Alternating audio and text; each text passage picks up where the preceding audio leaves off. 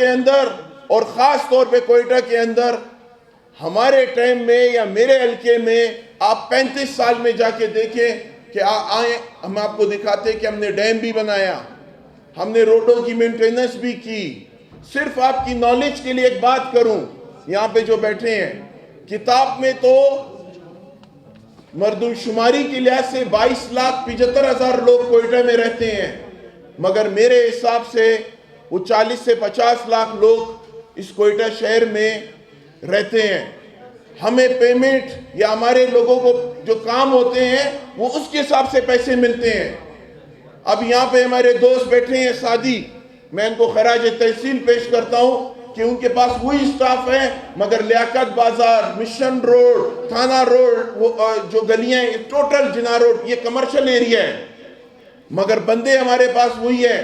وہ لوگ پانی بھی استعمال کرتے ہیں, بجلی بھی استعمال کرتے ہیں, یہاں پہ سب کچھ کرتے ہیں, مگر ہم نے ان کے لیے ہمیشہ دل بڑا رکھا ہے کہ ہم نے تنگ نظری نہیں کی ہے. اب موسیٰ خیل میں کون جائے گا؟ تربت میں لوگ کہاں جائیں گے؟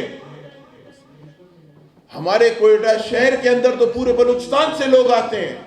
اس کے باوجود ہم نے ہر لحاظ کا خیال رکھتے ہوئے, ضرورت بڑھ گئی ہے, کتاب کے لحاظ سے 22,75,000 لوگ ہیں, تو اس لحاظ سے ہم الیکشن میں جائیں گے. جس کو بھی پارٹی پسند تھی وہ اس کو کامیاب کرے گا. ہم نے اللہ کو حاضر ناظر جان کے بولے, میں اپنی ذات کی بات کروں گا, میں اپنے وہ نہیں کروں گا. اگر میں نے نوکری بیچی ہے تو میرے بچوں کے کفن پہ ہو گئے. اللہ مجھے توفیق نہ دے کہ وہ کرے. ہمارا لیڈر ایماندار ہمیں یہاں پہ بھیجا ہے, کامیاب ہو کے ہم آئے ہیں. سیاسی باتیں کرنا بہت آسان ہے.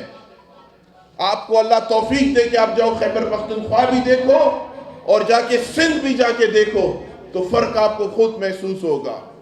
تو میں ظاہر صاحب آپ کو اس پروگرام پہ خراج تحسین, کامران بھائی, آپ کی ساری ٹیم کو شکریہ ادا کرتا ہوں, اور میں آپ کے لیے 1,00,000 روپے کا اعلان کرتا ہوں کہ آپ لوگوں نے جو یہ فنکشن کیا, آپ سب کا بہت شکریہ.